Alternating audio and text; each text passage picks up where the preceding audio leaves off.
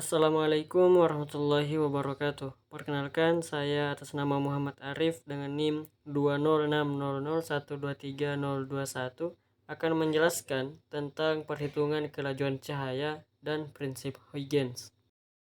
Nah, yang pertama latar belakang. Cahaya termasuk unsur fisik yang penting, tapi belum pernah diamati secara langsung oleh mata manusia.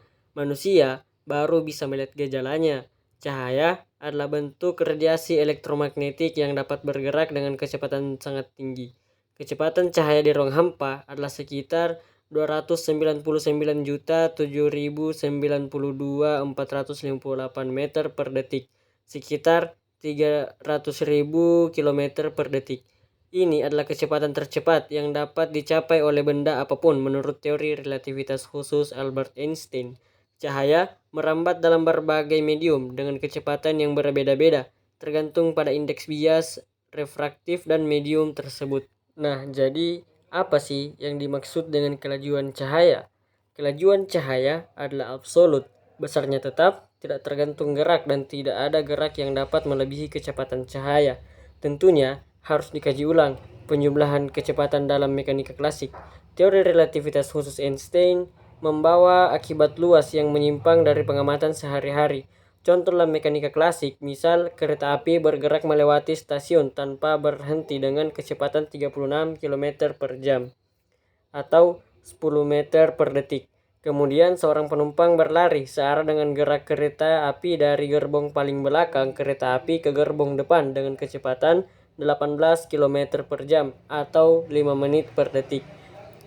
Bila gerak kereta api terhadap pengamat sama dengan VK dan gerak penumpang terhadap kereta api sama dengan V0, maka pengamat yang berada di stasiun akan melihat penumpang tersebut bergerak dengan kecepatan VP sama dengan VK ditambah V0, menghasilkan 10 ditambah 5, dan hasil akhirnya akan menghasilkan 15 meter per detik.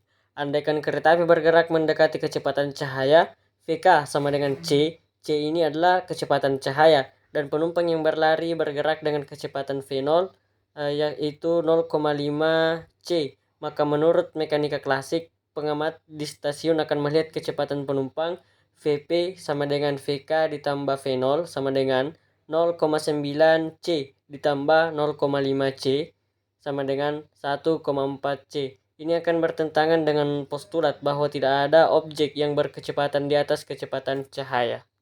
Selanjutnya, persamaan umum yang digunakan. Secara umum, kelajuan cahaya dalam semua bahan lebih kecil dibandingkan kelajuan di ruang hampa atau udara.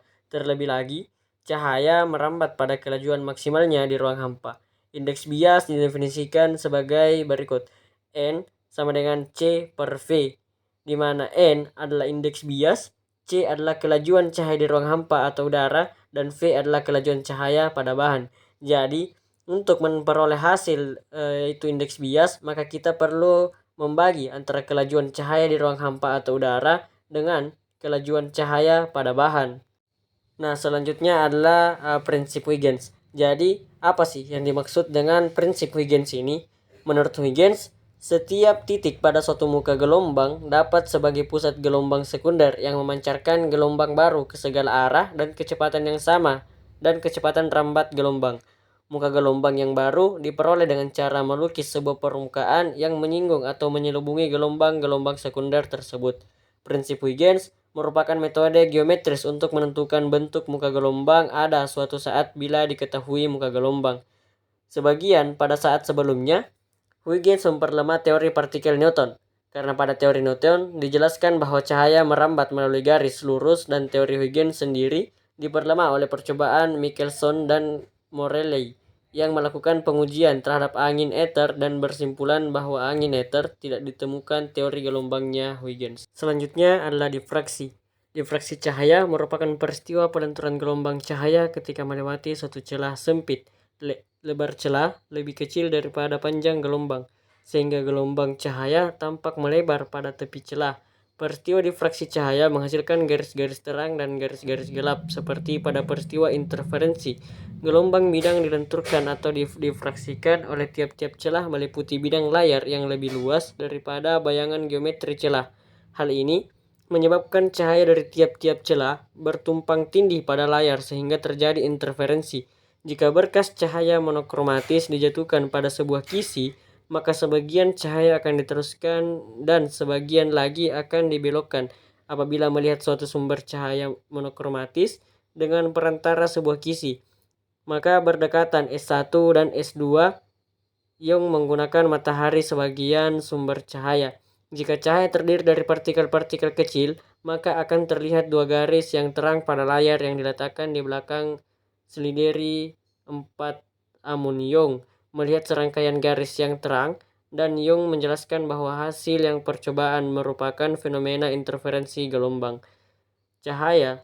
Sebagai gelombang dapat mengalami peristiwa difraksi, yaitu tampak ada gelap dan terang. Peristiwa difraksi cahaya dapat dilihat melalui sela-sela jari yang dirapatkan dan diarahkan pada sumber cahaya yang jauh, misalnya lampu neon pada papan iklan, atau dapat juga melalui kisi tenunan kain pada payung yang dikenai sinar lampu jalan. Efek difraksi ini sangat kecil, sehingga untuk melihatnya perlu pengamatan yang cermat.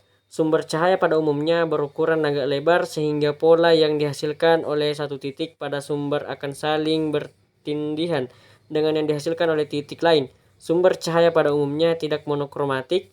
Pola dari sebagian panjang gelombang akan saling bertumpangan sehingga efek difraksinya tidak jelas.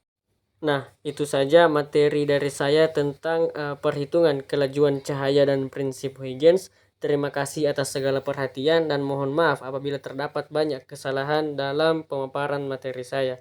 Wassalamualaikum warahmatullahi wabarakatuh.